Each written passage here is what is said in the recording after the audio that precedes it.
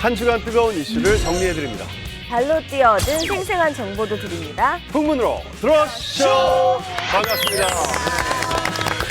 요즘 연예계에 정말 많은 일이 일어나는 것 같아요. 자고 나면 새로운 소식이 쏟아지고 또 논란이 제기되기도 하는데요. 하나 씨는 별일 없으세요? 네, 저는 하루하루 이렇게 눈코 뜰 새 없이 바쁘게 너무너무 감사하게 잘 지내고 있습니다. 좀 드라마 촬영을 하다 보면 정말 다양한 사건을 연기를 하게 돼요. 네. 이런 것처럼 오늘의 주제와도 좀 관련이 있는데 바로 공개하겠습니다. 오늘의 얘기 나눠볼 풍문 주제는 파란만장 연예계입니다.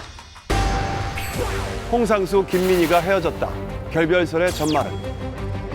허경영 26세 연하의 트로트 가수와 사랑에 빠졌다. 과연 그 진실은? 새 국면을 맞이한 정용화 대학원 특혜 입학 논란. 앞으로의 사건 방향은? 스타는 병들고 있다. 스타를 괴롭히는 그것의 정체는? 극단적인 선택을 한 조민기. 그가 남긴 후폭풍. 풍문으로 들어오시오. 지금 시작합니다.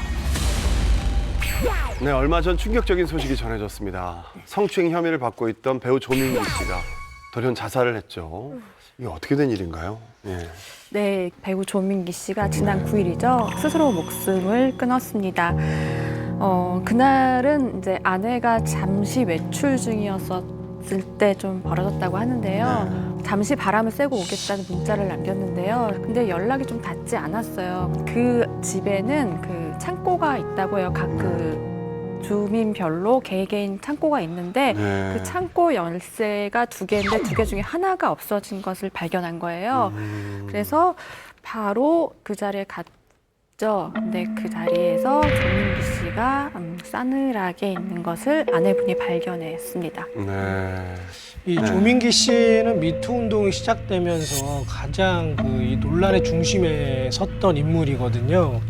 또 최근에 나온 거는 이제 제자들뿐만 아니라 일반인에게 이런 성적인 내용의 문자를 보내고 했던 것들이 다 공개돼서 지금 논란이 상당히 컸었죠.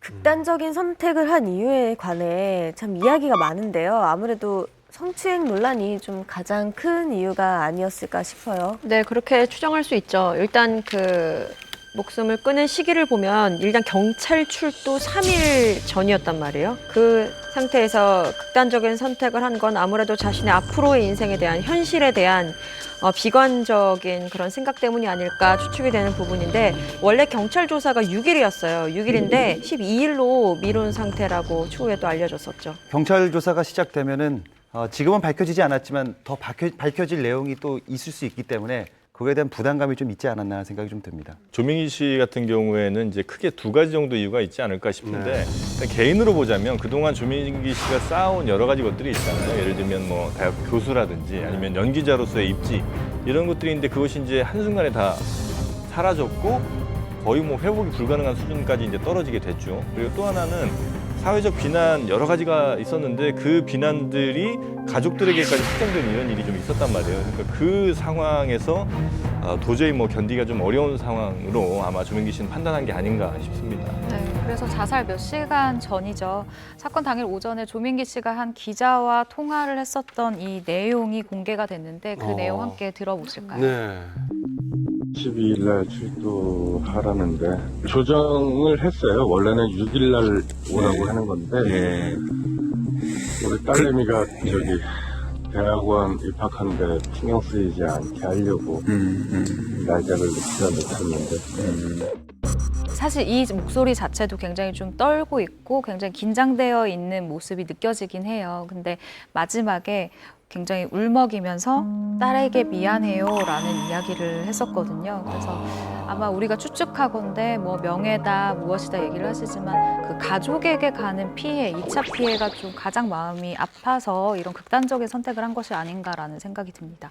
앞선 보신 그런 통화 내용뿐 아니라 사실 또 한 기자에게는 이미 죽음이 턱 밑까지 가 있습니다라는 문자를 또 남기기도 했다고 해요. 그리고 이미 사건 전부터 보면요.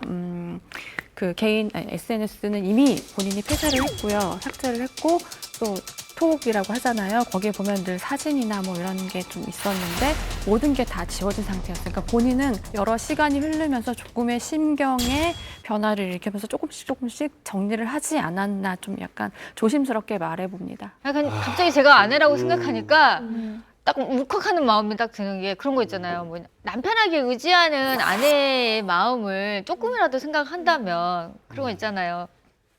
제가 그렇다면 저희 남편을 죄를 졌다면 같이 이겨내려고 저도 힘들겠죠. 하지만 이겨내려고 노력하는 부분을 보여주겠죠. 그런데 그 마음을 저버렸다면 저도 그 사람을 용서하기 힘들 것 같아요. 지금의 어떤 폭로가 있기까지 이런 상황에 치닫기까지 분명히 많은 경고들이 있었을 거란 말이에요. 학생들은 학생 나름대로의 의사표시가 있었을 테고 학교는 학교 나름대로의 뭐 물론 조치가 있었을 테고 근데 왜 그런 경고들을 엄중하게 그때그때 받아들이지 못했을까? 그런 아쉬움이 너무 크죠. 죄는 죄지만 참 조민기 씨의 심경이 느껴져서 한편으로는 정말 착잡하기도 합니다. 유서가 나왔잖아요. 예.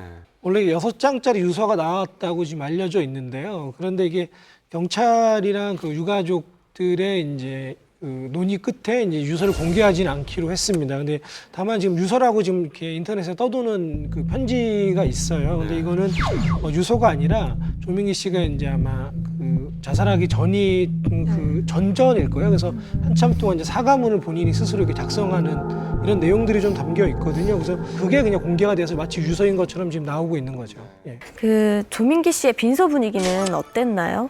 애초에 처음부터 그날 밤에 취재진들한테 얘기를 했습니다.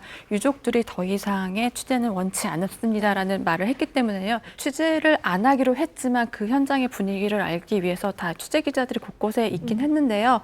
예전만큼 뭐 10명, 20명 이상이 되지 않았어요. 굉장히 손이 꼽을 정도로 되게 적었었고요. 그리고 원래 발인이 당초에 6시 30분이라고 유족들이 밝힌 바 있거든요. 근데 예정 시간보다 30분을 앞당긴 6시에 한 10분가량 짧게 마치고 차가 떠났습니다. 네, 조민기 씨의 죽음에 대해 애도를 표했다가 곤란한 부분도 있었죠. 예, 지난 2013년이었죠. MBC 드라마 황금무지개에서 조민기 씨와 정희루 씨가 이제 부자지간으로 나왔는데요. 정희루 씨도 마음은 안 좋았겠죠. 물론 추모를 하는 본인의 방법이었을 것 같아요. 자기는 SNS에 Pray for You라는 글을 올렸는데요.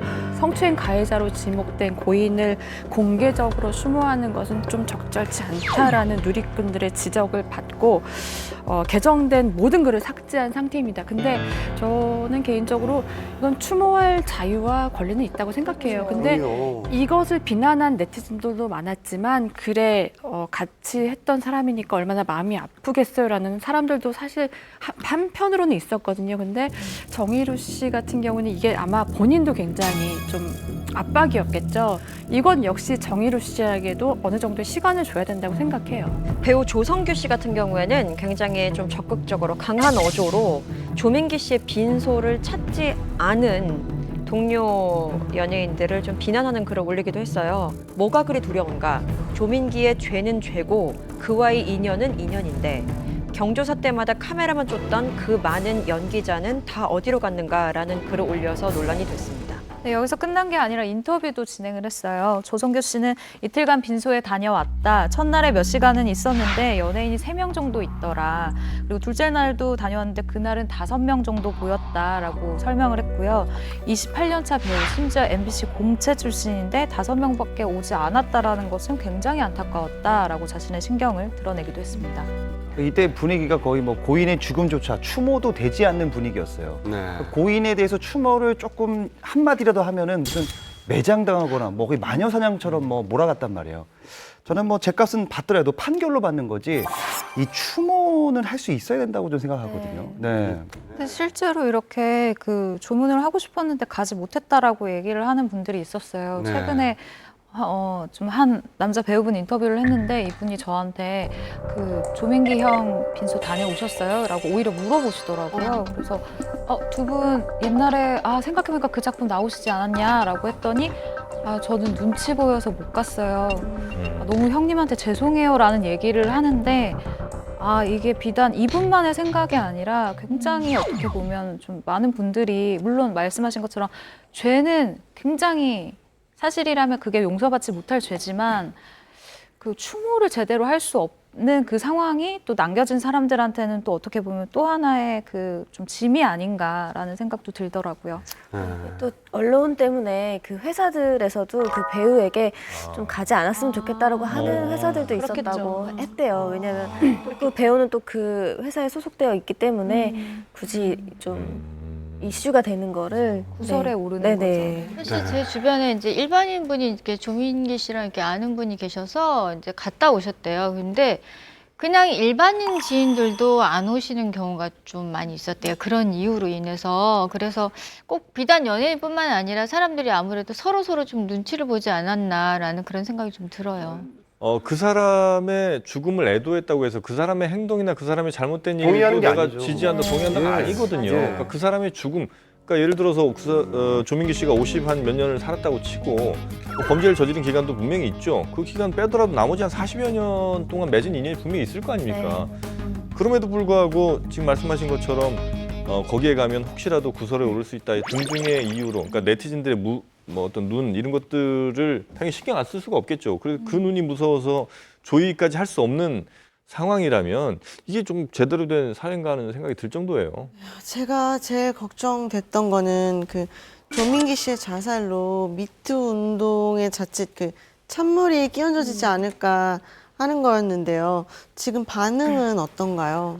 사실 가장 걱정이 됐었던 것은 용기 있게 고백했던 피해자들입니다. 실제로 피해자들에게 가해지는 이 2차 피해가 심각한 수준으로 보이는데요. 피해를 고백했던 여성들의 이 SNS에 악플들이 달리기 시작한 거예요. 미투가 사람을 죽였다, 그리고 마녀 사냥을 했다, 이런 댓글들이 연이어 달리기 시작하는 건데 네, 이런 악플 다루는 사람들 보면은요, 항상 몽둥이를 들고 있는 상태예요. 그냥 여기 가서 우르르 단체로 몰매, 저쪽 가서는 그냥 그들은 어떤 주관이 있어서 그런 게 아니고요. 상황에 따라서 이 사람 편을 든다는 게 아니라 그냥 모든 걸 그냥 몽둥이 들고 두들겨내는 이런 스타일이기 때문에 그걸로 인해서 많은 분들이 계속 상처를 이렇게 연달아서 이렇게 피해를 보고 있는 상황이잖아요. 그런 부분들도 약간 차단할 수 있는 방법이 좀 있었어야 된다고 좀 생각을 해요. 반면 또 다른 이제 댓글도 있었는데요. 조민기를 나락에 빠뜨린 건 미투가 아니라 본인 자신이다라는 뼈있는 한마디도 있었고요. 미투의 본질을 흘려서는 안 된다라는 것을 보면은 물론 예전에 비해 정말 막 내뱉고 인신공격을 하는 이상한 댓글도 많아요. 반면에 약간 좀 우리 사회가 이제 성장을 했구나라는 그런 의식 있는 댓글도 좀 있었습니다. 이 우리나라는 가해자와 그 가해자의 가족을 한 묶음으로 묶는 그런 정서가 있어요. 마치 가해자의 가족도 무슨 죄인처럼 살고 뭐 비난을 받는 경우가 있는데 이런 건 정말 제2의 피해거든요. 이런 건 정말 없어져야 된다고 생각합니다, 저는. 저는 이 일로 인해서 다른 그런 가해자들로 많이 이렇게 발표되는 분들 있잖아요. 그런 분들이 아무래도 비난의 빈도수가 좀 줄어들지 않을까라고 요행을 바라는 그런 마음이 없었으면 해요. 추후라도 이런 분들은 좀 법의 심판은 냉정하게 받았으면 좋겠고 사과를 또 해야 되는 부분들 이런 것들은 명확하게 했으면 좋겠습니다. 이야기를 나눈 것처럼 조민기 씨의 극단적인 선택에 대해서 미투 운동이나 피해자들에 대한 역공격이나 2차 피해에 대해서 우려가 되는데요. 하나의 죽음은 안타깝지만 그의 자살로 인해서 밝혀져야 하는 사회 정의가 묻히는 일은 없어야겠습니다. 저희 두 사람 사랑하는 사이고요.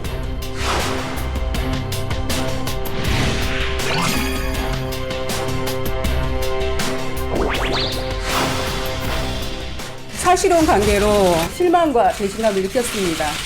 대학원 박사과정 진학을 사유로 이병 소집 일자를 연기한 사실이 확인되었습니다.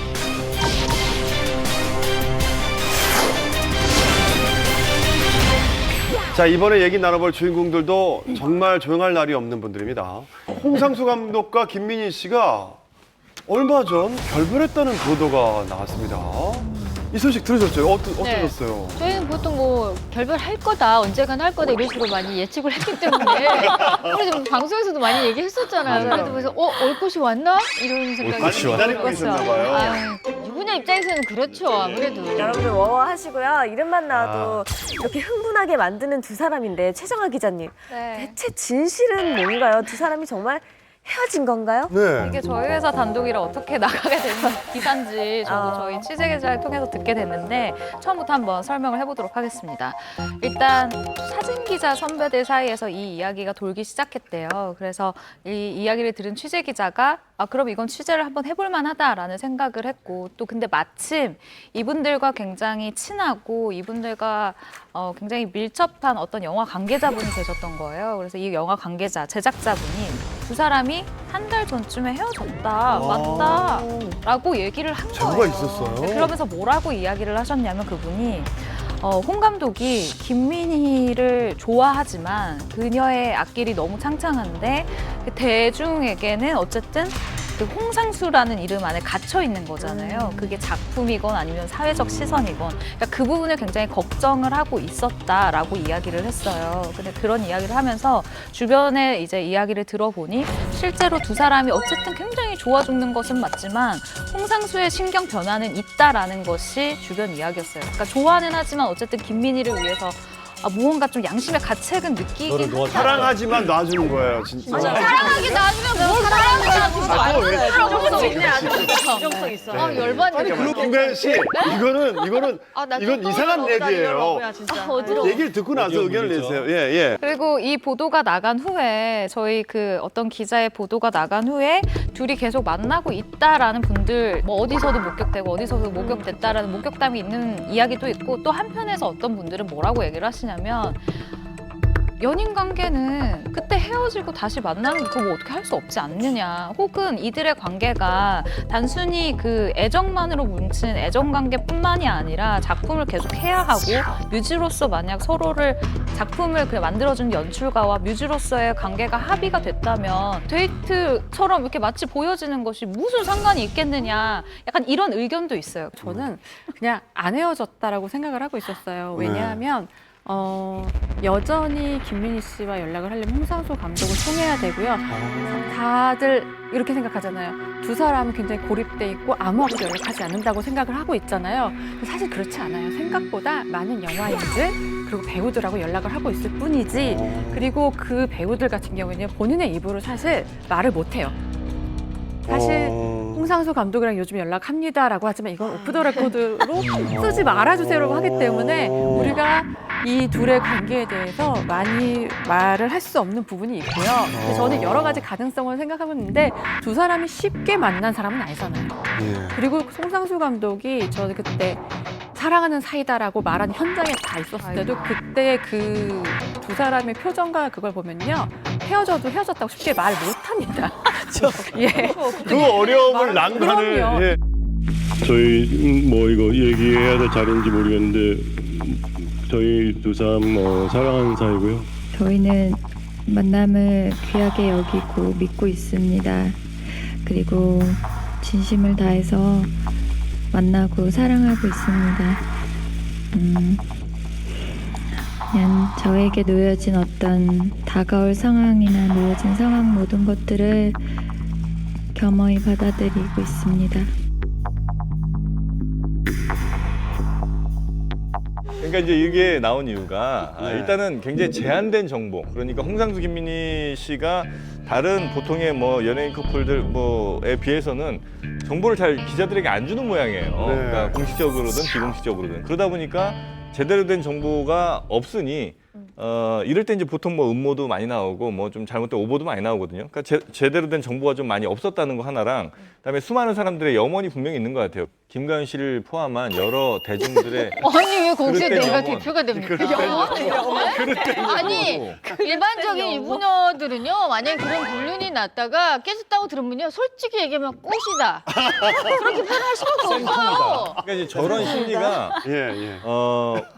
주체와 객체를 분리하지 못하는 그런 심리에서 나오는 거예요. 마치 연예인을 보면서 내 남자친구인 것 같고 그런 그 좀 잘못된 심리에 아니라니까요. 아니 그래서 그런 거 아니에요? 또 영웅주. 그러니까 왜 본인에게 아무런 영향도 없는데 아니 왜? 영향이 왜 없어요? 보세요.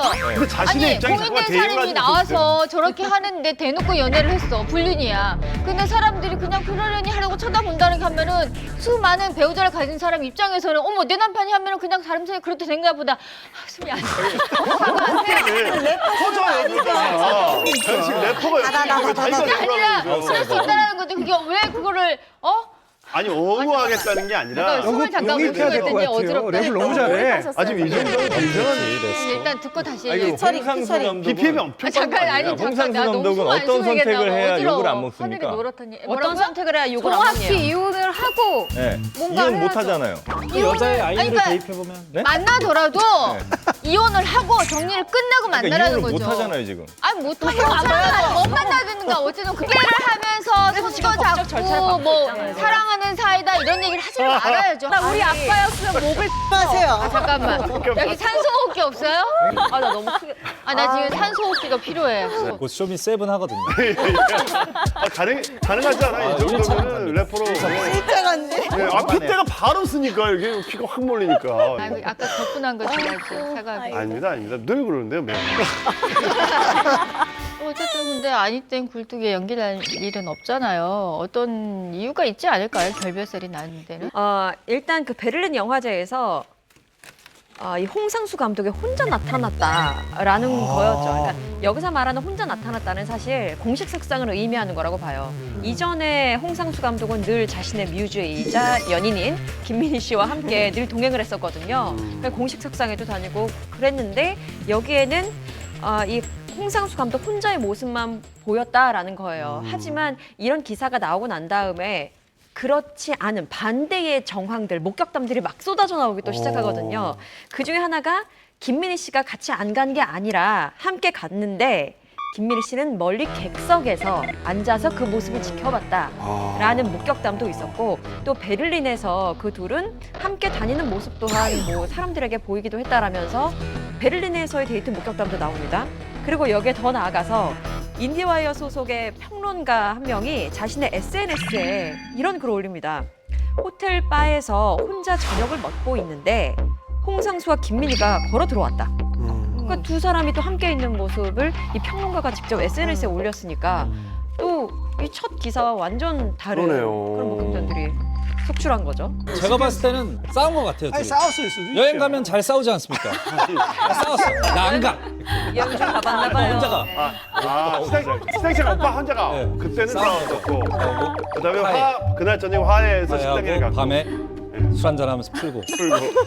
근데 이게 아마 마음이 느긋해진 것 같아요. 그럴 수 있어요. 왜냐하면 그 공식 석상에서 사랑하는 사이다라고 발표하기 전까지는 둘이 그냥 결속력 있게 꼭 뭉쳐다니면서 이렇게 몸으로 표현을 했단 말이에요. 우리는 사랑하는 사이라는 거를. 그랬다면 아예 대놓고 말로 한 이후로부터는 굳이 그러지 않아도 느긋하게 이제는 갈 때 혼자서 가도 되고 굳이 둘이 가서 뭐 서로가 서로를 뭐 방패가 된다든가 이러지 안 해도 될 상황이다라고 이제 안정기다. 판단을 한 것 같아요. 네. 김민희 씨 그 생일 하루 전날이죠. 지난 2월 28일 날 두 사람이 분식집 김밥 해븐에서 데이트를 한 사실이 목격이 됐어요. 네, 제보가 됐습니다. 예, 두 분이 그 분식집에서 떡볶이하고 김밥을 먹는 거 목격했고 이때 그 홍상수 씨 자세하게 나옵니다.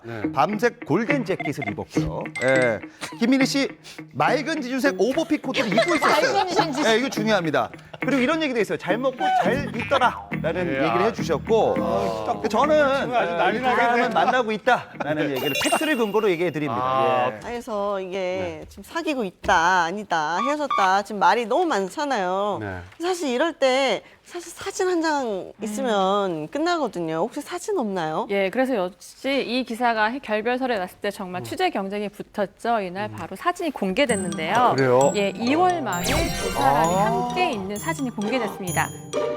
그 사진에 따르면요. 어디예요? 하남의 한 쇼핑몰에서 두 사람이 다정하게 쇼핑을 즐기고 있었어요. 예. 저 옷이 그거네요. 옅은 진주색 오버핏, 코트에 네, 오버핏. 고르댕. 아 저게 그거예요? 하나 주말이 그날 아닐까요? 저희 갔다가 김밥 해븐으로 갔다. 그렇죠, 그렇죠. 그래도 굉장히 소탈하시네요. 두 분이. 근데 워낙 두 사람이 김민희 씨는 뭘 입어도 예뻐요. 그리고 약간의 그 스타일링을 뭐 해준다는 얘기도 들리거든요. 그냥 이제는 익숙한 오래된 연인 같은 느낌이 딱 들어요. 아, 저기가 사람 수가 엄청난 곳인데 저기를 갈 정도 용기면 와, 용기가 있네. 대단하다. 지금 김민희 씨가 마스크를 쓴 게 아니잖아요. 그렇죠? 마스크 쓰시는 것 같아요. 썼어요? 까만 마스크 모자라.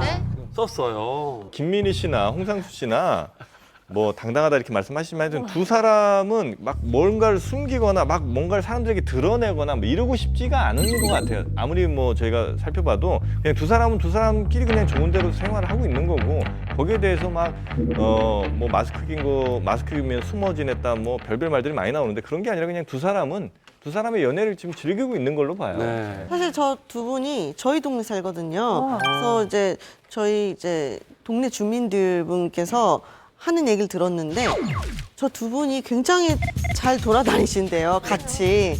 그래서 보신 분들도 많다고 그런 얘기를 들은 적이 있어요. 근데 그 두 사람은 성동구 옥수동 아파트에 현재 거주 중입니다. 예, 이 팩트 확인했어요. 그리고 이 두 사람은 옥수동에서 가볍게 산책도 하는 것도 목격하신 분들도 있고, 그리고 손잡고 다니는 것을 목격한 부분도 있습니다. 그러니까 확실히 옥수동에 지금 현재 같이 동거를 하고 있다라는 말씀은 드리고 싶습니다. 아, 예. 어떻게 살고 있대요? 아니면은 뭐 두 사람이 뭘 어떤 걸 주로 많이 사가요라는 질문을 한번 한 적이 있어요. 근데 그 증언에 따르면 두 사람의 식성이 완전 다르잖아요. 알려지기로는 홍상수 감독이 약간 아이 입맛이라는 설도 있어요. 그래서 홍상수 감독 영화에 보면 스땡을 굽는 장면이 실제로 꽤 많아요. 햄. 네, 근데 한 지인에게 물어보니까 슈퍼마켓에서 이제 스땡과 두부를 많이 사간다. 근데 두부는 아마 김민 씨가 즐겨 하는 것 같다라고 하고요. 도우미가 이제 상주하지는 않고 가끔가다 이제 청소나 이런 거 도와주시는 분들이 있다. 근데 이분들의 이제 입막음이 좀 철저하다라는 얘기도 있습니다. 일단 옥수동으로 이사를 온 게 두 사람 관계에서 좀 큰 의미가 있다고 봐요. 처음에는 두 사람이 대중의 시선을 의식해서 양평 쪽 아니면 뭐 강원도 어딘가 이런 식으로 마치 은둔하다시피 사람들의 눈을 피해서 동거를 했었잖아요. 근데 지금은 정말 도심 한가운데 있는 아파트 단지에 들어왔단 말이죠. 이것이 그러니까 우리가 사랑하는 사이다라는 것을 그냥 아주 다 밝히면서 아까 말씀하신 것처럼 산책도 하고 다니고 뭐 이런 것들이 대중을 버리고 이제 그냥 나는 너만 너는 나만 생각하겠다라는 것으로 보이거든요. 근데 이럴 수 있었던 계기가 이것이 아닌가 싶습니다. 작년 국제영화제에서 김민희 씨가 홍상수 감독의 영화로 여우주연상을 받았기 때문인데요. 기자회견까지 하면서 또 공개 불륜을 시작하기도 했었고요. 그냥 사람들이 보기에 너무나 당당해 보인다 이런 모습이 좀 아니었으면 좋겠어요. 지금 이제 재판 중이잖아요. 그런 부분들이 깨끗하게 정리된 이후에 그런 모습을 보여주는 게 사람들 오히려 이제 뭐 이제는 어쩔 수 없구나라고 인정을 해주는 바가 돼야지 아직 정리가 되지 않은 상황에서 너무 그렇게 하게 되면 저는 이제 부인이나 그분의 그 자식들 이런 사람들에게 좀 부끄러운 모습이지 않나 하는 생각이 드니까 그런 거죠. 재판이 물론 괜찮아요? 괜찮지 않아요, 저는. 재판이 있지만 재판이 없으면 그럼 과연 두 사람들이 축복해 줄까? 결코 그렇지 않아요. 예를 들면 뭐 무슨 이준호 씨가 한 20살 차이 나는 그 여성분이랑 결혼했을 때라든지 유통 씨가 한 8번 결혼했을 때 아니 그럼 적어도 법적으로 전혀 문제 없는 사람들이면 축하해줘야 될 거 아니에요. 그렇지 않아요. 거기다가도 어마어마한 악플 쏟아내요. 그건 뭐냐면 사람들의 심리가 이른바 내가 지금 정의를 실현하고 있다라는 소영우주의가 있는 거예요. 다른 사람의 사생활에 굉장히 깊숙이 관여하고 그다음에 내가 침범하지 않아야 될 일까지 굉장히 많이 좀 적극적으로 침범을 하거든요. 이런 것들은 좀 이것도 역시 마찬가지로 좀 이렇게 시대에 좀 뒤떨어진 생각들이 아닌가 싶어요. 아니 근데 그런 부분은요. 그 적법하지 않은 상황이라면은 얘기가 저는 다르다고 생각을 해요. 우리나라 어쨌든 일부 잊혀진 상황이기 때문에 정리가 되진 않은 상황에서 위법한 상황이잖아요. 그런 거를 갖다가 너무나 당당하게 드러놓고 누구는 되고 누구는 안 되고 이게 저는 맞지 않다라고 생각을 해요. 예를 들어서 그 홍상수 씨 아내분이 소송을 하면 되는 거예요. 민사소송을 통해서 김민희 씨한테 위자료 이만큼 내놔라. 난 이만큼 정신적 피해를 받았다. 그리고 홍상수 씨에게 또 재산 분할 이만큼 해라라고 이야기하면 되는 거예요. 우리가 굳이 거기에 껴들 필요가 없다는 거죠. 껴든다는 건 아니에요. 당당하지 말라는 거예요.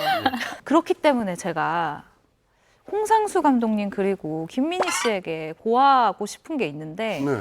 영상 편지? 아니 이 정도면 정말 풍문으로서 영상으로 최다 출연자인 것 같아요. 그러면 한번 출연료를 그냥, 받아가시라고요? 네, 그냥 속 시원하게 한번 얘기를 좀 해주셨으면 전화 통화라도 한번 음성 메시지도 괜찮고 톡도 괜찮고. 그래서 저 사겨요 이걸 듣고 싶은 거예요? 아니 그걸 이렇게 왜- 의견이 럽스타그램. 분분하고 막 이렇게 럽스타그램 이런 네. 거라도 한번 해주셨으면. 자, 결국 결별선은 해프닝으로 마무리된 것 같은데요. 앞으로 홍상수 감독과 김민희 씨 두 사람은 어떻게 될까요? 일단 홍상수 감독이 이혼 소송을 먼저 아내 측에 제기를 했어요. 네. 그게 지난해 11월인데요. 홍상수 감독은 이혼을 하고 싶어 하죠. 이미 이 가정은 파탄이 났다라고 생각을 하는 건데 이제 아내 측에서는 초지일관으로 나는 이 이혼을 인정하지 않는다.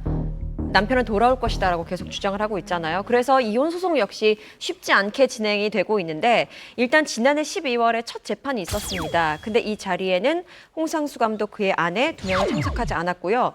홍상수 감독 측의 변호인들만 참석을 했습니다. 그리고 1차 이 첫 재판 같은 경우에는 아내가 아예 변호인단도 꾸리지 않은 것으로 그때 전해졌어요. 그러다 보니까 첫 재판이 일단 10분 만에 종료가 됐고 그리고 2차 변론이 오는 3월 23일에 진행될 예정인데요. 일단 지금은 아내 측에서 변호인단을 꾸렸고 그렇기 때문에 본격적인 소송이 진행될 건데 앞으로 좀 갈 길이 멀지 않았나 싶습니다. 처음에는 그 홍상수 감독 아내분이 이혼을 안 해준다는 입장이었는데 네. 아내분이 생각이 좀 바뀐 게 1월에 말이죠. 변호인 4명을 선임해서 2달간 본격적으로 이혼 재판 준비를 하고 있습니다. 반드시 이기겠다는 의지가 보이는데요. 먼저 이렇게 상대방에서 계속 소장을 보내고 있고 움직이는데 이걸 아무것도 이혼을 하지 않고 싶어도 가만히 있을 수는 없는 상황이에요. 네. 맞아. 당연히 법정 이 준비를 위해서 아내분도 꾸려야 되는 게 마찬가지죠. 그리고 작년에 이제 부산국제영화제에서 신성희 씨가 또 이런 또 말을 또 하셨어요. 돈이 많아. 그래서 할 수밖에 없어라는 얘기를 본인이 우리가 묻지도 않았는데 하셔서 약간의 어느 정도의 약간 공감대는 좀 형성되어 있다고 생각해요. 홍상수 감독이 불륜을 인정한 명백한 유책 배우자잖아요. 그렇기 때문에 부인과 합의 이혼은 가능하지만 또 재판상 이혼은 분명히 그에게 굉장히 불리한 상황이다라는 것은 확실해 보입니다. 네, 참 결과가 기다려지네요. 네, 우리 법의 판단이 어떻게 또 나올지. 네, 사랑 때문에 화제를 모은 또 하나의 주인공들이 있죠. 네. 최근 의외의 열애설이 터져서 정말 깜짝 놀랐는데요. 네. 열애설의 주인공은 대선에도 출마했던 허경영 씨입니다. 네. 허경연 씨의 그간의 행적들을 보면 뭔가 인간계를 벗어난 느낌인데 인간계에나 있을 법한 열애설의 주인공이 돼서 굉장히 네. 놀랐는데요. 허경영 씨의 열애 상대로 알려진 주인공은 2015년에 트로트 가수로 데뷔한 최사랑 씨입니다. 많은 분들이 잘 모르실 것 같아요. 잘 알려진 바도 사실 없는데 2015년에 데뷔를 했지만 이렇다 할 방송 활동은 없던 것으로 지금 전해집니다. 네. 두 사람이 열애설을 냈지만 주목을 받지 못합니다. 이거는 인지도가 그렇게 많지가 않기 때문에. 근데 이분들이 좀 이슈가 된 건 바로 나이 차이 때문에 이슈가 돼요. 무려 나이 차이가 말이죠.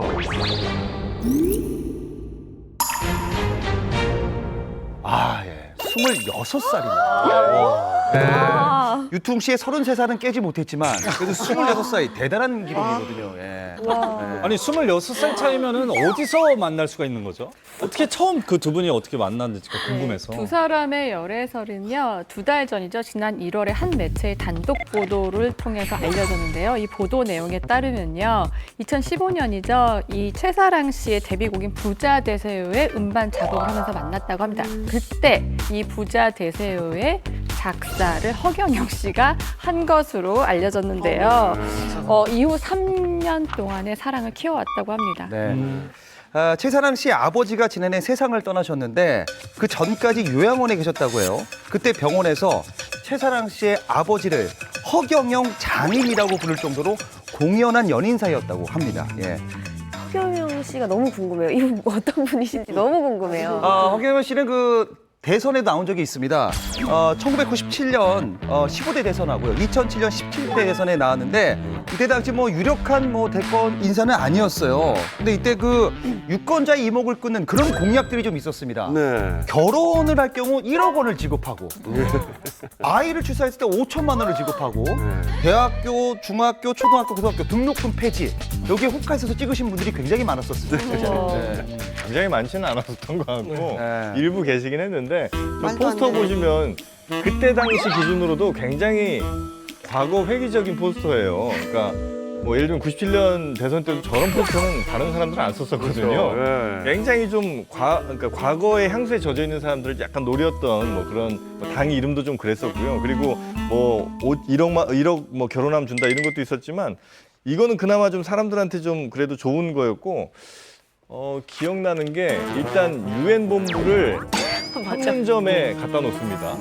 유엔 본부를 판문점에 갖다 놔서 전 세계를 하여튼 그 대한민국을 중심으로 돌아가게 만들겠다 뭐 이런 것도 좀 있었고 그리고 뭐 IQ도 아마 400 네? 정도로 400 네. 몇씩이라고. 자기가요? 430몇 뭐그 정도 됐었던 걸로 기억을 해요. 네, 근데 아무래도 대선에서 낙선을 하게 되죠. 네, 그 이후에 각종 프로그램들에 나와서 이슈몰이를 하게 되는데 그 정점이 아마 2007년 이후였던 것 같아요. 그리고 그 화제성에 힘입어서 2007년 8월에 첫 음원을 냅니다. 콜미라는 음원인데 그리고 이후에 허본자 허경영이라는 음원도 냈고 또 라인나우라는 음원도 냈었어요. 꾸준히 음악 활동을 하면서 정당인이자 가수로 활동하고 있는 그런 분이죠. 제 후배네요. 가수 후배. 또한 그 허경영 씨와 그 최사랑 씨는 지난해 12월 듀엣곡이죠. 국민송을 발매하기도 했다고 합니다. 어떤 노래인지 한번 국민송 들어보시죠.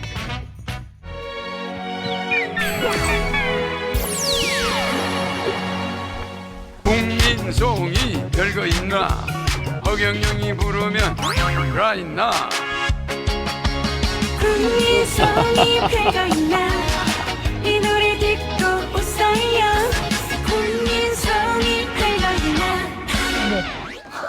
다들 놀라고 나오신 분이 이게 외계 분장을 하신 건가 보죠? 외계인이 나오네요. 귀가 이렇게 우주와 소통하는 그런 컨셉인가요? 왜냐면 처음 스타워즈 시작할 때 우주에 무슨 예, 써 있는 왜냐면 외계인과 허경영 씨가 자신은 예수와 동급이고 나는 은하에서 왔다라는 얘기를 하거든요. 그래서? 예, 실제로 뭐 한 살 때 눈빛으로 벽을 고치는 뭐 그런 그 능력을 하늘 치유의 받았다. 능력을. 예, 이런 얘기도 하고 뭐 예수와 동급이다. 나는 외계인과 교신이 가능하다. 뭐 이런 얘기를 이제 다소 황당한 얘기를 해요. 뭐 실제로 자기의 눈은 4.0이다라는 얘기도 하고요. 사실 남녀 관계는 두 사람이 어떻게 뭐 열애를 하는지 아닌지 사실 우리는 잘 모르잖아요. 네. 근데 이 열애설을 허경영 씨와 최사랑 씨는 서로 인정을 했나요? 한쪽만 지금 한쪽만 주장하고 있는 상태인 거 아닌가요? 예. 일단 두 사람이 열애 부분에 대해서는 의견이 아주 엇갈렸습니다. 네. 허경영 씨는 일단 이 열애설에 대해서 적극적으로 부정했어요. 그러니까 최사랑 씨와 개인적인 친분이 없다라고까지 이야기를 했습니다. 이게 사실 듀엣 활동을 했기 때문에 열애다라고 보기보다는 아까 그 첫 단독 보도였죠. 그 요양원에서 허경영 장인으로 불렸다. 저는 오히려 이 부분을 보고 좀 열애가 아닐까라는 생각이 드는데 일단 여자친구의 아버지가 아프시니까 갔다라는 생각이 뭐 첫 번째 드는 생각은 그런 생각이고요. 뭐 친구여서 갔다라고 이야기를 할 수 있겠지만 뭐 장인이라는 그런 수식어가 붙을 정도면 적어도 뭐 남자친구입니다라는 소개는 있었을 것 같다라는 생각이 들고 혹은 뭐 자주 왔다, 뭐 종종 왔다 이 정도는 됐어야 이런 소문이 나지 않을까요? 아 근데 지금 허경영 씨가 바로 그게 반박기사 되고 어떻게 보면 무한을 주고 무시를 하는 거잖아요. 네네. 그렇게 하기가 쉽지 않을 것 같은데요. 네, 친분 관계도 없다 그러고. 예. 네, 그래서 최사랑 씨도 가만히 있진 않았어요. 지난 9일이죠.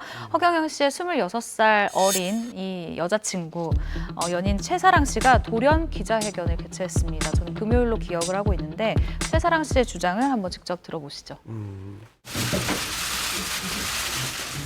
네, 안녕하세요. 최사랑입니다. 우연한 기회에 허경영 씨를 알게 되었고, 그 인연으로 제 노래를 작사해 주셨고, 우연과 우연이 반복되면서 서로 인연이라고 믿게 되었고, 내 옆에 있으면 영부인이 될 거고 나중에 결혼도 할 거다.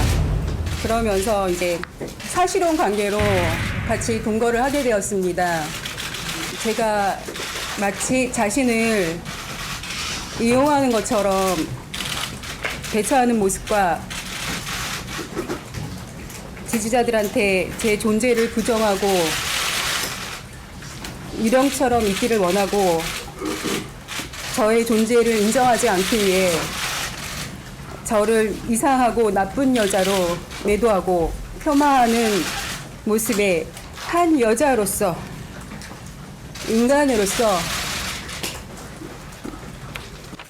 마음의 상처를 입었고 실망과 배신감을 느꼈습니다. 지금 저 당시에는 완전히 배신감에 화가 난 상태에서 인터뷰를 하신 것 같은 느낌인데요. 예. 다른 표현은 뭐 충분히 수긍이 가고 납득되는 부분도 있는데 영부인이 될 거다라는 말을 왜 하셨는지 모르겠으니까 저게 전혀 도움 안 되는 말이거든요. 저분께도 아니 영부인이 될 거라는 말을 믿고 같이 살았다는 말은 사실상 누구도 정상적인 사고를 가진 우리나라 사람이라면 믿기 어려운 얘기거든요. 근데 그 말을 믿고 같이 사실혼 뭐 동거에 들어갔다. 그러니까 뭐 따뜻하게 대해줘서 뭐 그랬을 수는 있습니다만 이런 허황된 얘기를 하는 사람에게 같이 이 이유로 같이 살게 됐다는 거는 사실 듣는 사람으로서도 사실 그렇게 설득력 있는 얘기는 아닌 것 같아요. 사실 저게 이제 영부인이 되겠다 이게 아니라 이제 그런 것 같아요. 이제 영부인이라는 얘기는 어쨌든 이제 혼인 관계를 자기가 하기 위한 이런 뭐 이야기를 한 거 던진 거겠죠. 그러니까 결혼을 전제 조건으로 하는 만남이었다 이런 느낌을 주기 위해서 이런 얘기를 한 것 같아요. 본인이 정말 영부인이 되겠다는 꿈을 꾸고 결혼했을 거라고 생각은 안 들거든요. 그러니까 저 자리가 약간 좀 어려운 자리다 보니까 말씀을 제대로 막 지금도 이렇게 보시면서 띄엄띄엄 얘기를 하시는데 제가 볼 때도 그래요. 뭐 영분이 되기 위해서 사실혼 관계를 했다기보다는 그만큼 이 사람이 나를 이렇게 한 여자로 대우해주고 나중에 결혼할 상대로 생각한 거다라고 얘기를 했는데 조금 말씀을 짧게 하다 보니까 이게 충분한 설명이 안 된 것 같다는 생각이 좀 들어요. 이건 엄프를 생각한 게 아니죠. 최사랑 씨 입장에서는 좀 많이 기분이 나빴을 수도 있겠다라는 생각이 드는 게 허경영 씨가 이 열애설을 부인하는 과정에서 만약 최사랑 씨의 말대로 이게 사실혼 관계가 맞다면 허경영 씨가 최사랑 씨를 굉장히 나쁜 여자로 매도를 하긴 했어요. 정확히 기억은 안 나지만 이런 워딩이 있었는데 노이즈 앨범 발매를 하고 그것을 이용한 것이다. 나의 인지도를 그녀가 일부러 열애설을 흘려서 노이즈 마케팅을 통해서 뭐 나를 마치 밟고 일어서려는 여성처럼 언론에 인터뷰를 했단 말이죠. 근데 이거는 그를 믿고 내가 너와 결혼을 하겠다라는 결심을 하고 그 집에 들어간 여자의 입장에서는 엄청난 배신감을 줄 수 있는 부분이잖아요. 그래서 아마 이런 기자회견까지 각오한 게 아닐까라고 추측이 됩니다. 예, 그러니까 지금 최사랑 씨는 굉장히 마음의 상처를 받으신 것 같아요. 이 기자회견까지 한 걸 보면은 두 사람 사이에 뭔가 미묘한 감정 뭐 변화가 있었던 것 같기도 한데요.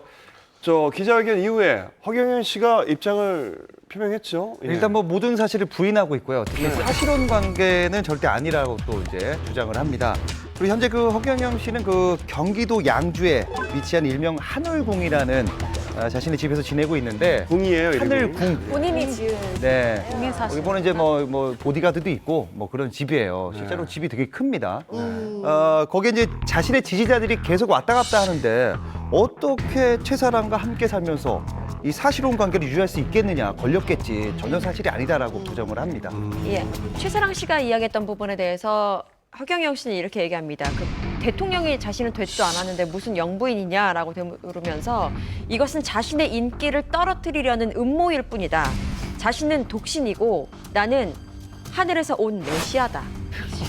라고 인터뷰를 했습니다. 제가 실제로 그 허경영 씨랑 인터넷 방송 같이 했었어요.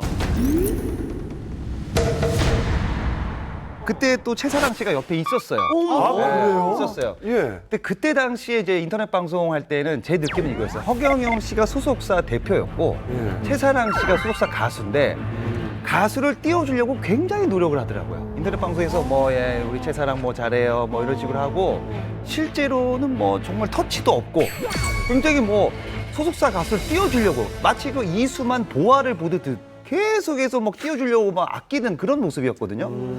그게 언제였나요? 그때가 뭐 1년 전? 얼마 안 됐네요. 네, 얼마 안 됐어요. 네. 일단 뭐 지지자들이 많이 있으시니까 그걸 역량으로 연애를 부인하는 것 같기도 한데요. 한 사람은 연애다라고 하고 한 사람은 아니다라고 주장하는데 연애에 있어서 입장이 이렇게 갈릴 이유가 있을까요? 그러니까 이제 최사랑 씨는 아마 뭐 굳이 이걸 거짓말을 할 이유는 전 별로 없을 거라고 봐요. 그러니까 둘이 연인 사이다 혹은 뭐 사실혼 관계다라는 거짓말을 굳이 할 필요는 없는 상황인 것 같은데 허경영 씨가 부정을 하는 이유는 뭐 분명히 있을 것 같아요. 뭐냐면 이 하늘궁도 저 지지자 한 분이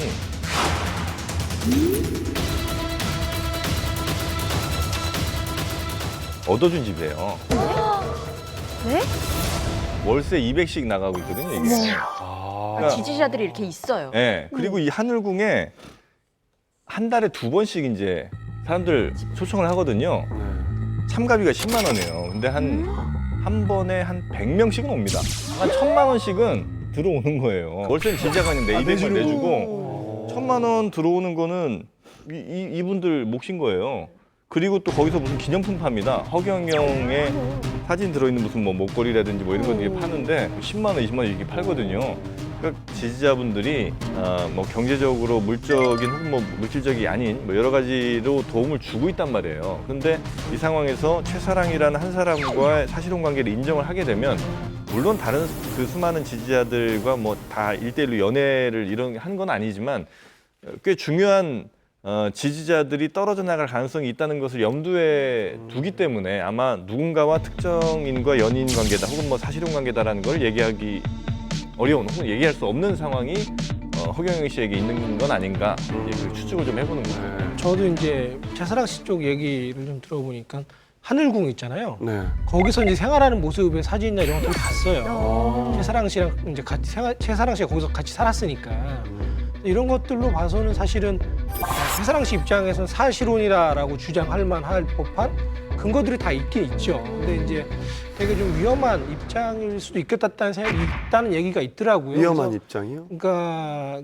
조금 되게 지지자들로 인해서 진짜 협박을 받고 있는 이런 실제로 이제 그런 지금 상황에 좀 처해 있다는 얘기가 들리더라고요. 이게 마냥 웃으면서 할 주제는 아니고 이 여성분 입장에서는 정말 아니 근데 만약 그런 상황이라면 허경영 씨가 그 최사랑 씨한테 이런 상황임을 미리 얘기할 수도 있었을 것 같은데 전혀 그런 거는 둘 간의 대화가 없다는 얘기잖아요.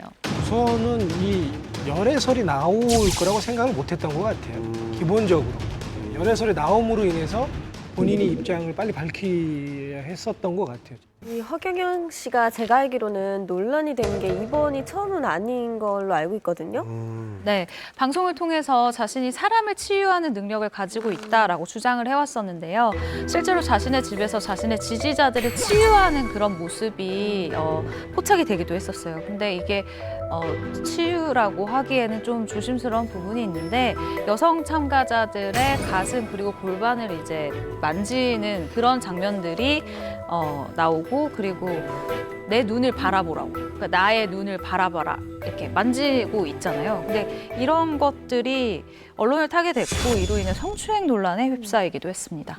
예, 2004년에는 가수 조용필 씨의 부인에게 동양화 매매 대금을 받지 못했다면서 50만 달러의 매매 대금 청구 소송을 해서 논란이 있었는데요. 근데 당시에 이 조용필 씨의 부인은 고인이 됐었거든요.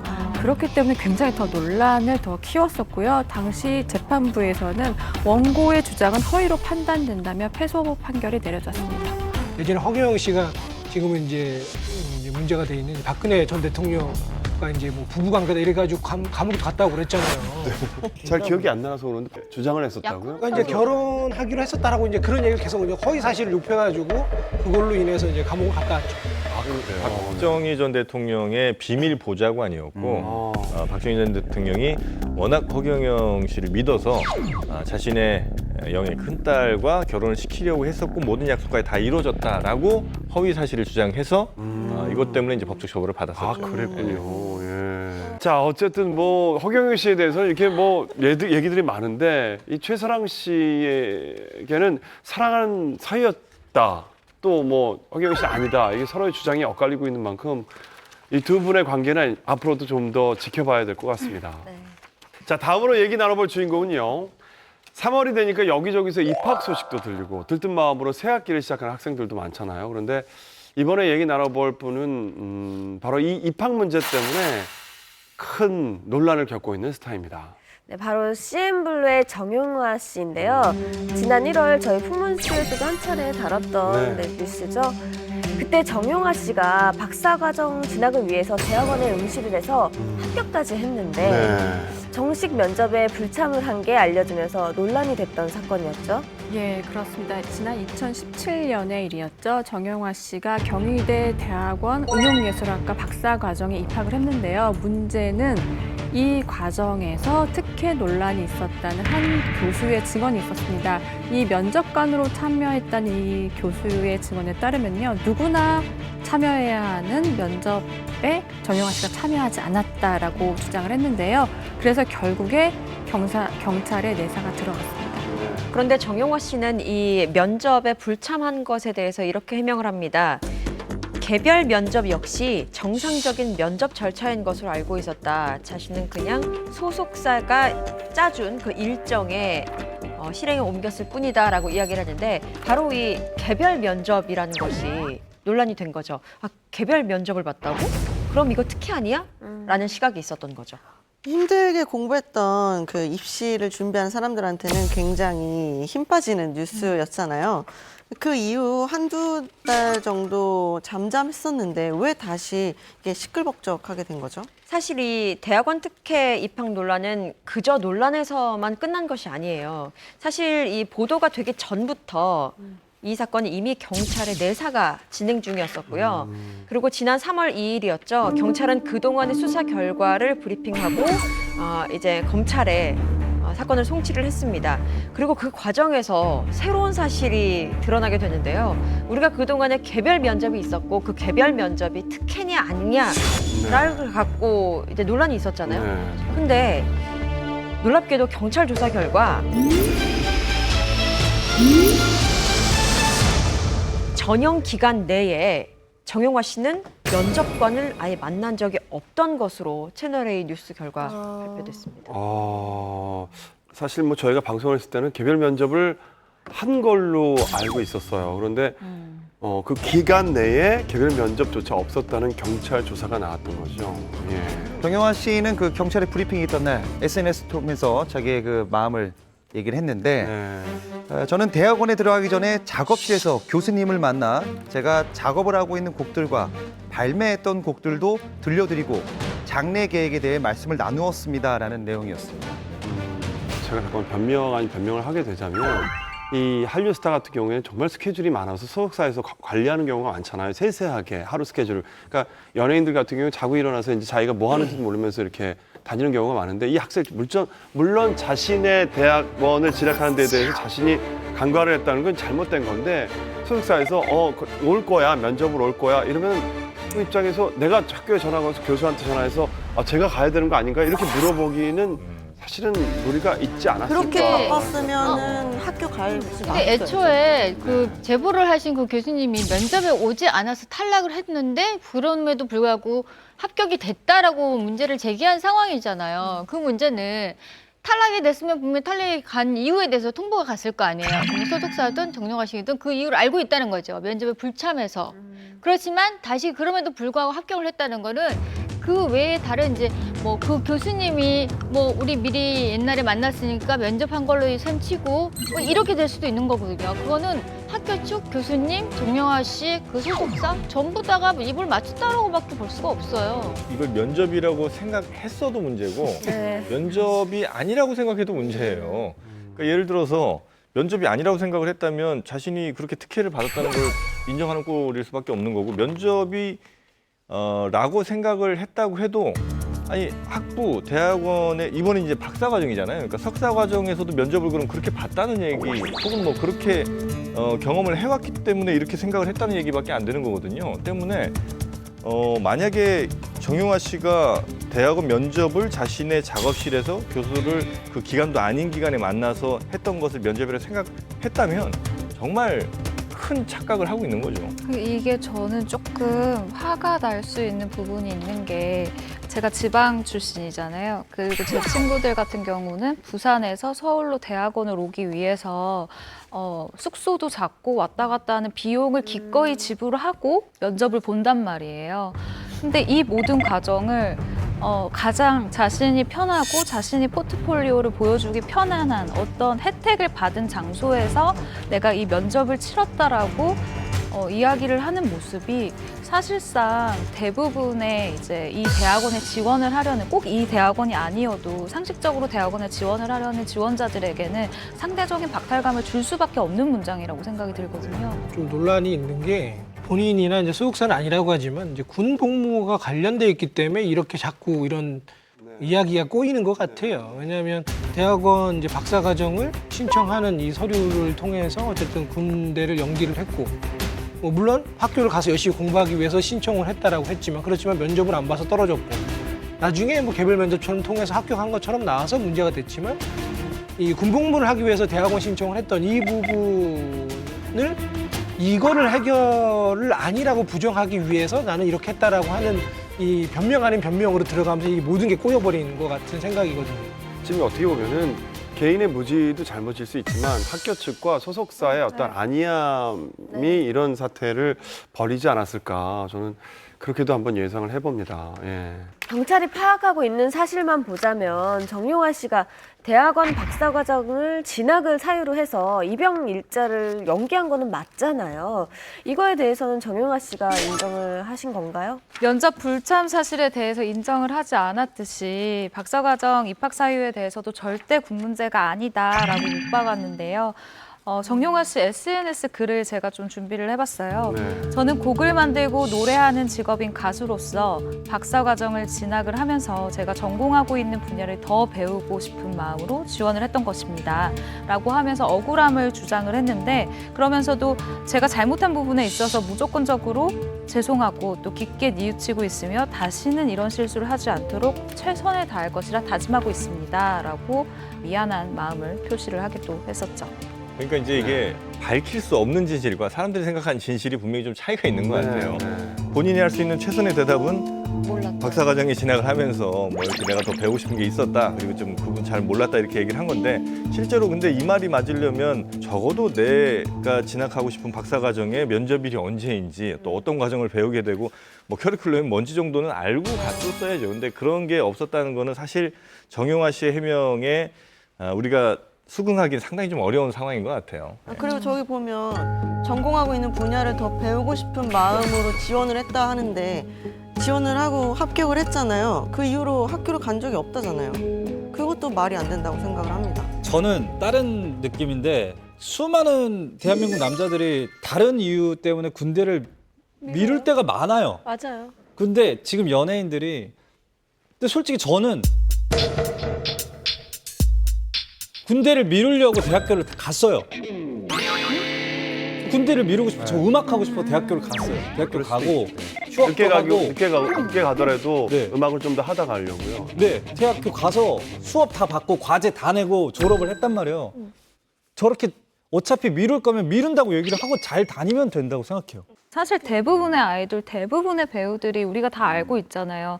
거의 막판까지 뭐 때문에 못 간다, 뭐 때문에 못 간다 하고 막판에 가요. 근데 우리가 그들이 연기를 한 거 가지고 쟤는 연기했어, 그래놓고 뻔뻔하게 드라마 나와 라고 하지 않잖아요. 근데 대중이 화난 포인트는 특혜예요. 연기가 맞아요. 아니라 특혜. 그리고 실제로 그 정용화 씨의 이 사건 이후로 소속사도 더 이상 이제 뭐 대학원이나 이런 그 쪽으로 군대를 미루는 일들이 좀 많이 사라졌고, 대학원 역시도 이제는 그런 거를 철저히 하더라고요. 네, 면접에 이런 거에 대해서는 민감하게 바뀌었더라고요, 확실히. 이 모든 논란을 뒤로하고 정용화 씨는 지난 5일에 입대를 했죠. 네, 정용화 씨는 지난 5일 강원도 화천군 승리 신병교육대를 통해서 입대를 했는데, 하루 전에 그 머리를 짧게 자른 모습을 또 공개를 했고요. 그리고 또 이런 글을 또 남겼습니다. 여러분, 저 내일 입대합니다. 늘 건강 챙기시고 이루고 싶은 꿈들, 목표 모두 이루시길 응원하겠습니다. 저는 잘 다녀올 테니 제 걱정은 하지 마시고 그동안 늘 행복한 일만 가득하길, 잠시만 안녕이라고 팬들에게 인사를 건넸습니다. 표정이나 이제 글 같은 경우는 그냥 어떤 식의 이런 논란이나 이런 게 없었던 것처럼 자연스럽게 글을 올린 것 같아요. 왜냐면 처음에 논란이 있자마자 콘서트에선 표정이 굉장히 안 좋았고 이제 팬들에게 뭔가 설명을 했지만 지금 저 상황은 다 정리가 되고 군대를 가는 거잖아요. 아마 그래서 약간 마음이 편안했을 수도 있어요. 네, 그럼요. 저렇게 입대하고 나서 그 많은 댓글들이 쑥 들어갑니다. 예. 네. 군대 가면은 또 이해를 해줘요. 많은 그럼요, 네티즌들이. 그럼요. 예. 예. 네, 정유화 씨는 이미 입대를 했는데 그럼 이번 사건은 어떻게 진행이 되는 건가요? 지금 정용화 씨는 말씀드린 것처럼 군인 신분이잖아요. 사건이 종결되지 않은 상황에서 입대를 했을 경우에 군 검찰로 사건이 이제 넘어가게 되는데 군사 법원에서 재판이 진행될 수도 있어요. 그러니까 아닐 수도 있겠는데 일단 앞으로 어떻게 수사가 진행될지는 좀 더 지켜봐야 될 것 같습니다. 근데 이게 검찰에 송치돼서 이게 실제로 이런 어떻게 보면 특혜 비리 입학건이 실형을 받은 예가 있나요? 이게 집행유예가 아니라?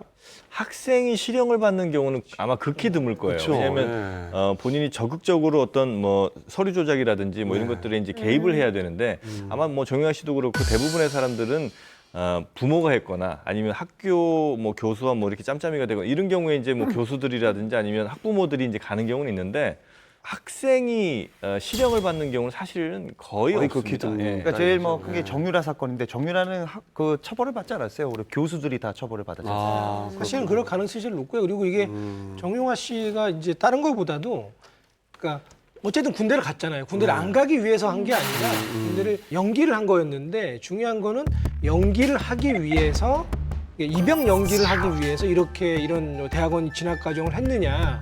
이거 의도가 되게 중요하지. 그러니까 사실은 적법한 절차를 거쳐서 지금 입대를 한 거는 맞아요. 그래서 입대를 안 하기 위해서 한 거가 아니기 때문에 이 입영 연기가 대신에 목적이었냐 아니었냐는 되게 중요한 판가름이 될 거예요. 논란 속에 정유화 씨가 입대를 했는데 사실 최근 들어서 사건 사고에 연루된 남자 스타들이 입대를 하는 경우가 뭐 종종 있었잖아요. 그래서 군대가 면제부냐 이런 시선도 생기기도 했는데 이 같은 시선에 대해서는 어떻게 생각들을 하시나요? 드라마나 이런 데서도 우리가 종종 접할 수 있는 대사일 부분이잖아요. 그러니까 면제부라기보다는 또 연예인 같은 경우는 만약 일반 사이에 있더라면 매체나 이런 거에 아무래도 이렇게 드러나는 부분이 굉장히 많은데 군인의 신분이면 아무래도 언론 매체 이렇게 접하는 부분이 많이 없어지잖아요. 그래서 아마도 그런 부분이 많이 작용하지 않았을까라는 생각도 들어요. 군대가 면제부냐는 시선가 그래서도 안 된다고 생각을 하고 그러면 군대에 있는 사람들은 다 죄인들만 모아놓은 건 아닐 거 아니에요. 또 가끔 보면 사실은 대한민국 남자로서 국방의 의무를 다하기 위해서 예를 들면 뭐 2년 정도의 기간 동안 군대에 가 있는 것에 대해 그들이 스스로 자긍심을 좀 느낄 수 있게 해줬으면 좋겠어요. 그러니까 그들이 뭐 죄인들만 모아놓은 것도 아니고 뭐 잘난 거 없어서 이렇게 들어간 게 아니다라는 걸 뭐 이런 연예인 사건이나 이런 걸 통해서도 좀 알았으면 좋겠다는 생각이 좀 들긴 합니다. 근데 이런 연예인 사건을 보고 저는 드는 생각이 누군가에게는 굉장히 그 청춘을 보내는 인연인데 또 다른 누군가에게는 도피처이자 해결책으로 종종 사용되어지는 사례들을 사실 우리는 모두 다 보았었잖아요. 그러니까 예를 들면 예전에 음주운전을 해서 아니면 뭐 폭행을 해서 아니면 뭐 마약, 여자 문제 이런 것들로 사실상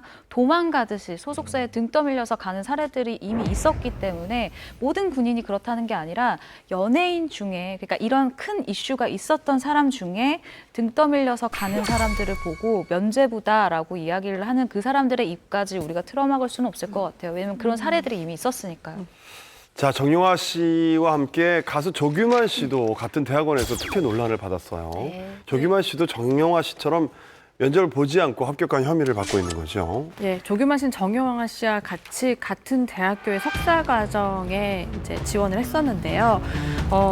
정유화 씨와 똑같은 약간 패턴이라고 해야 될까요? 이제 면접에 참관하지 않고 이제 합격을 했습니다. 그리고 경찰 브리핑에 따라서 또 다른 사실이 추가가 됐는데요. 조규만 씨가 해당 학교 부처장에게 대학원에 진학할 수 있도록 도와달라라는 말을 했다는 것이 드러났고요. 또 다른 점이 하나 더 있습니다. 응시원서 제출 마감일에 그 서류를 못 낸 거예요. 그래서 그 다음 날에 서류를 제출했고 합격을 한 거죠. 조규만 씨는 자신의 입장을 밝히셨나요, 지금? 조규만 씨는 그 경찰 브리핑이 있던 날 뭐 공식 입장을 전혀 밝히지 않고 있습니다. 일단. 네. 자, 경찰의 조사는 끝났지만 검찰로 사건이 송치돼서요. 다시 조사가 이루어지고 있는 만큼 이 섣부른 추측이나 억측은 자제해야 할 것 같은데요. 자, 새로운 소식이 나오는데도 풍문쇼에서 전해드리도록 하겠습니다.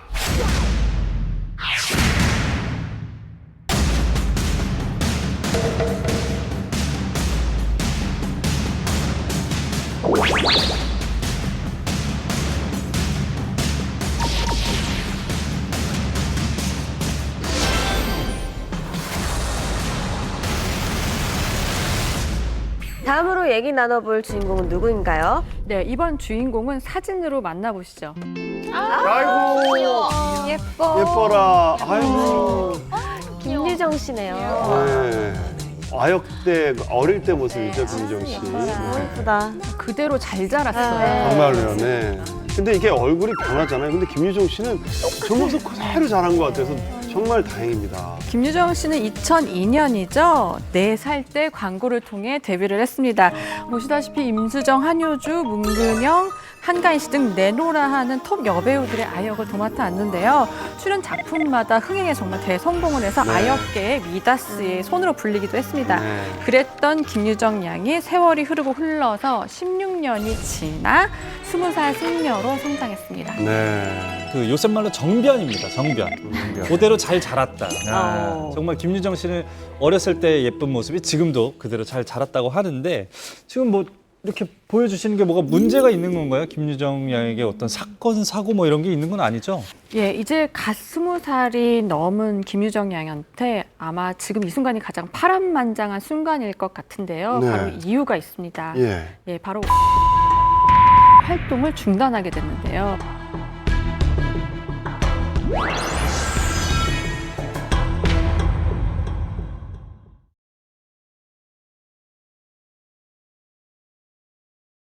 정말 김유정 씨는 어렸을 때 예쁜 모습이 지금도 그대로 잘 자랐다고 하는데 지금 뭐 이렇게 보여주시는 게 뭐가 문제가 있는 건가요? 김유정 양에게 어떤 사건, 사고 뭐 이런 게 있는 건 아니죠?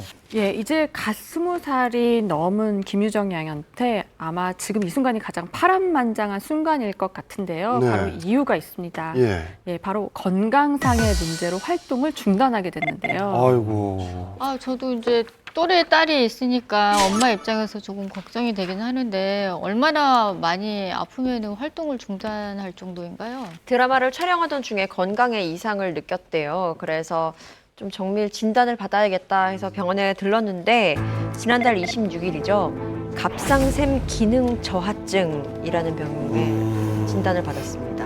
갑상샘이 뭔지 잘 몰라가지고. 몰라요, 저도. 갑상선은 그렇죠. 아는데 갑상샘. 네, 제가 그럴 줄 알고 준비를 좀 해봤습니다. 네. 보시는 것처럼 목 아랫부분에 보면 갑상샘이라는 곳이 보이시죠? 네. 이곳이 바로 호르몬이 나오는 곳인데 제대로 분비가 되지 않으면 전신의 대사 기능이 좀 저하되는 그런 질병입니다.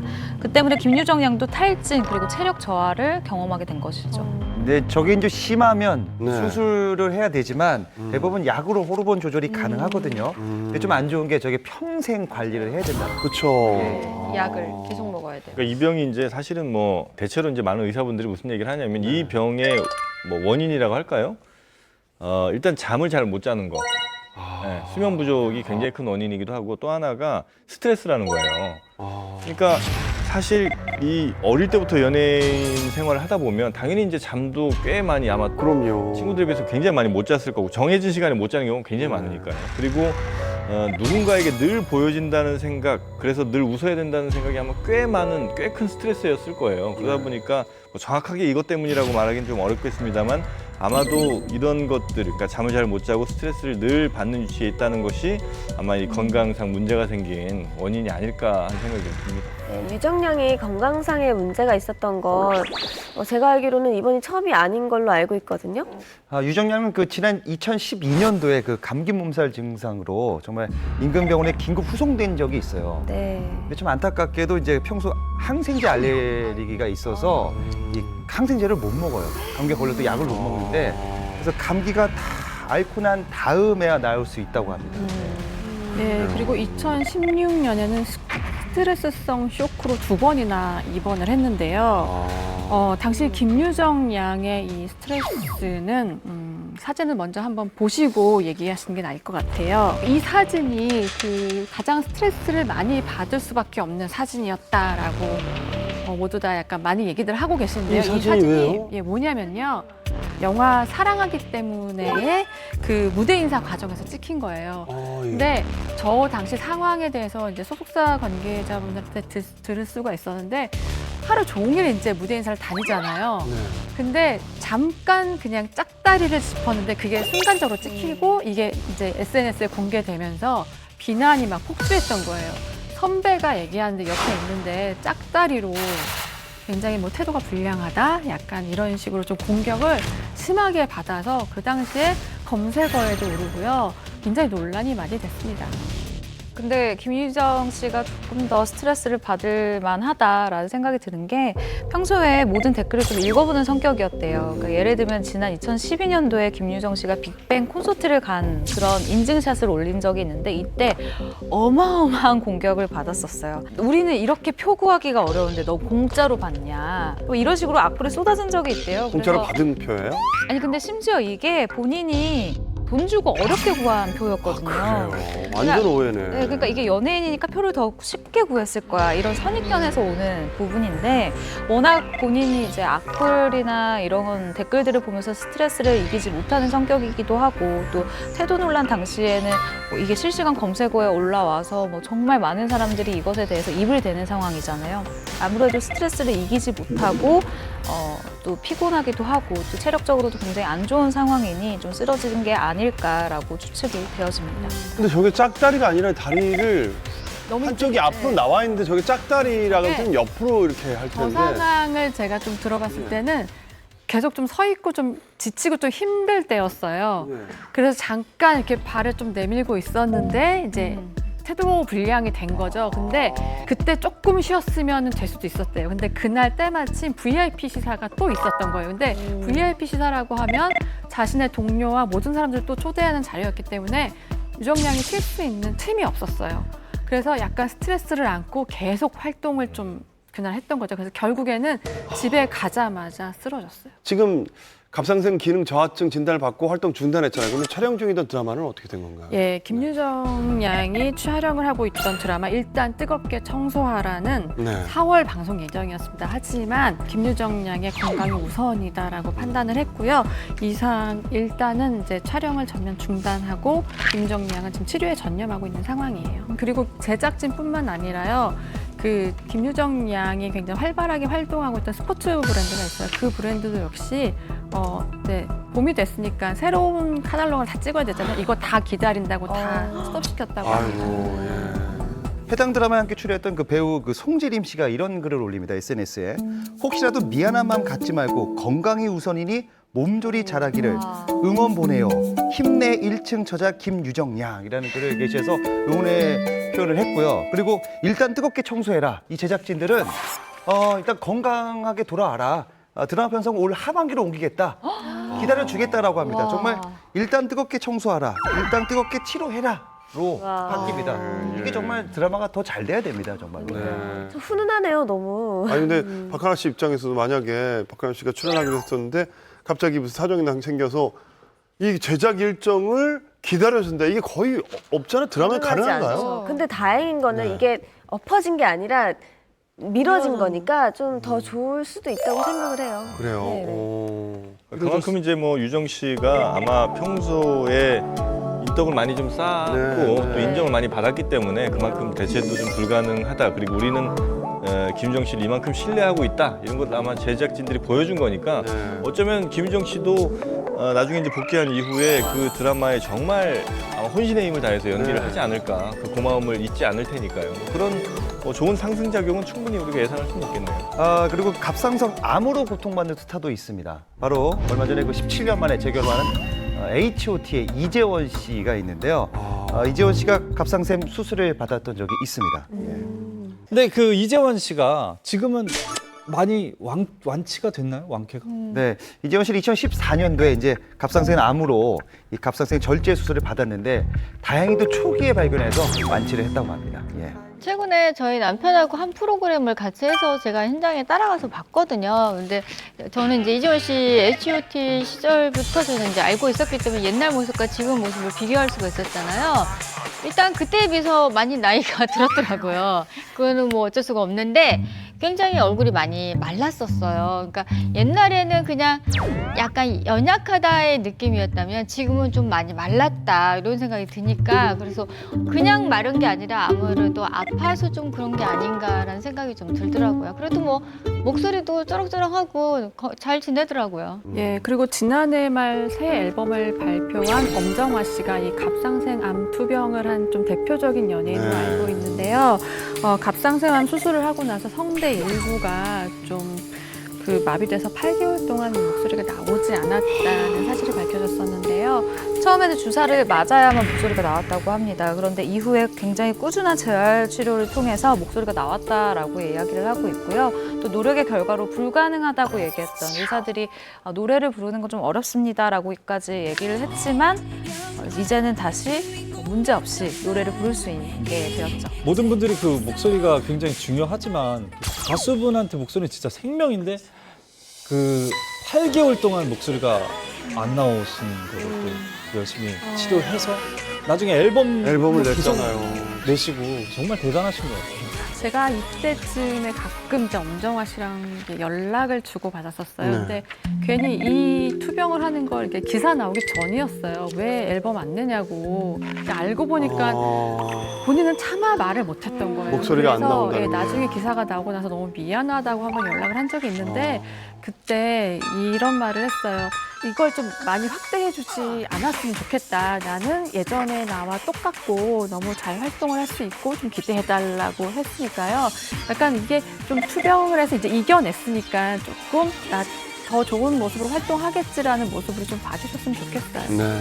엄정화 씨 외에도 이제 손현주 씨, 뭐 이문세 씨, 변정수 씨 등이 이제 갑상생 암 투병을 했었다고 합니다. 이분 또한 대단하십니다. 급성 백혈병을 딛고 활동을 재개한 스타도 있는데요. 예. 응답하라 1988에서 성동일 씨의 막내 아들 성로울 역으로 출연해 많은 사랑을 받았던 배우 네. 최성원 씨죠. 그렇군요. 아, 이분이요. 예. 연기 굉장히 잘하세요. 근데 백혈병이었다고요? 성원 씨는 뭐 박보검 씨 그리고 그 해리 씨와 함께 응답하라 1988에서 최대 수혜자로 뽑히고 있거든요. 네. 드라마가 종영되고 4개월 만에 드라마 마녀보감에 출연하면서 이 팬들에게 기대감을 줬는데 돌연 갑자기 하체 소식을 밝혔어요. 그 이유는 바로 백혈병 때문에. 네. 아, 그래요.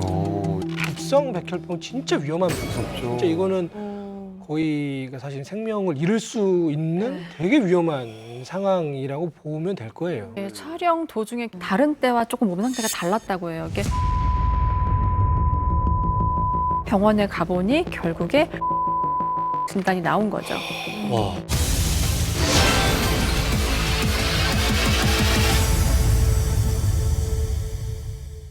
촬영 도중에 경미한 타박상을 입었는데 보통 이렇게 타박상을 입으면 금방 회복이 되잖아요. 네.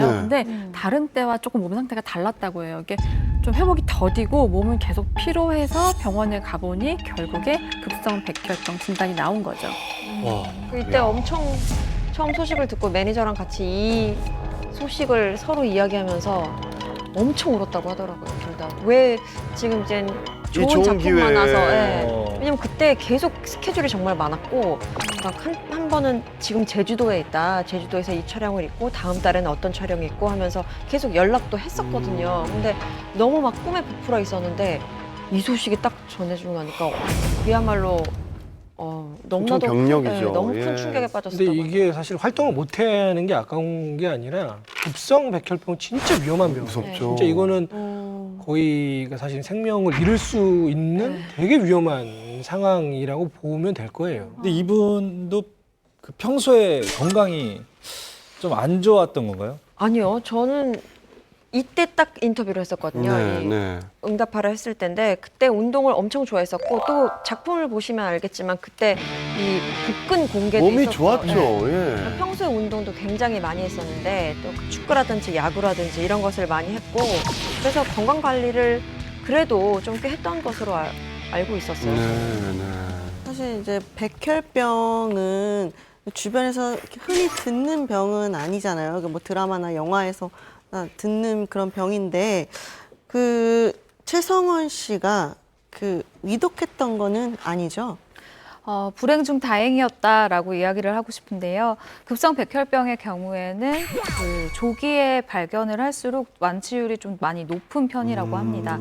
최성원 씨 같은 경우는 조기에 발견을 했고 또 집중 치료를 통해 완치가 가능하다는 진단을 받았어요. 근데 저도 이분이 입원하기 전에 이분도 자신이 아프다라는 사실을 몰랐을 것 같아요. 네. 만나서 인터뷰를 진행을 했는데 본인이 이렇게 누워 있기만 할 수 없다. 그러니까 부모님이 더 걱정을 많이 하시고 특히 어머님 같은 경우는 그 병원에서 이제 또 주무시기도 하고 뭐 이런 모습을 보고 본인이 좀 많이 자극을 받은 것 같아요. 그래서 당연히 처음에는 좀 절망하는 부분이 있었겠지만 나중에 부모님을 보고 완치를 하겠다라는 의지가 굉장히 강했다고 하더라고요. 네. 어쨌든 우리 그 최성원 씨는 치료는 계속 잘 받고 있나요? 지금은 건강을 다 되찾았고요. 아, 완치한 거예요? 네, 이제 조기에 발견됐기 때문에 완치율은 높다라고 알려져 있지만 그래도 급성 백혈병이라는 게 그렇게 가벼운 병은 절대 네. 아니잖아요.